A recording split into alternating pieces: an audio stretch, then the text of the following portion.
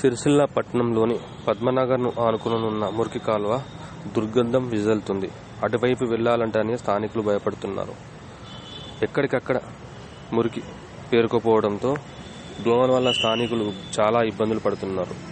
Municipal అధికారులు స్పందించి వెంటనే దీనిపై తగు చర్యలు తీసుకోవాలని స్థానికులు అంటున్నారు.